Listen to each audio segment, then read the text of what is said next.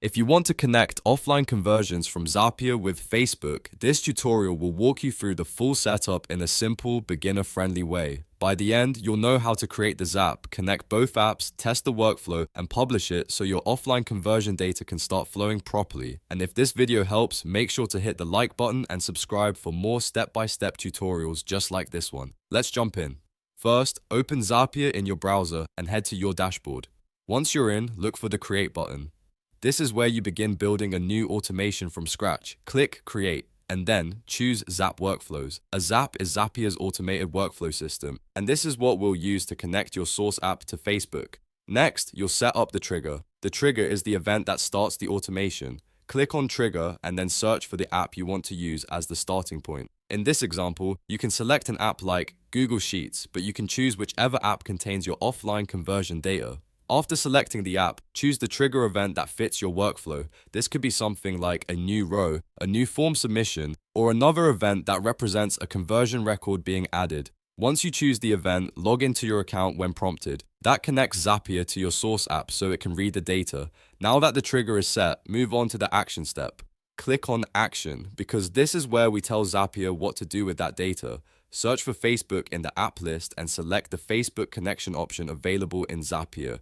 Depending on your account and setup, this may appear as a Facebook-related app or business integration. Then choose the event you want to perform. For offline conversions, this is the step where you'll define how the data should be sent or processed. After selecting the event, log into your Facebook account when prompted. This allows Zapier to connect with your Facebook business tools and complete the automation.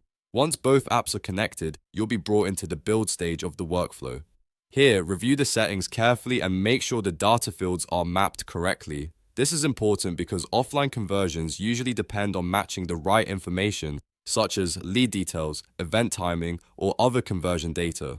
If your fields are wrong, the conversion may not be tracked correctly, so take your time, check each field, and make sure the setup matches your campaign needs. After that, click Build It at the top if you need Zapier to generate the workflow structure for you. This can help simplify the setup and move you closer to a finished automation. Then, run a test. Click Test Run, so Zapier can verify that the trigger and action are working together properly. Testing is an important step because it lets you confirm that the data is being passed correctly before you make the automation live. If the test looks good, the final step is to publish the Zap. Click Publish, and your automation will go live. From that point on, Zapier can start sending your offline conversion data through the workflow you created for Facebook.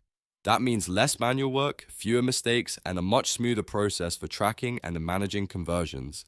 And that's it. You've successfully set up an offline conversion integration from Zapier with Facebook. If you found this video useful, please give it a like, subscribe to the channel, and turn on notifications so you don't miss the next tutorial.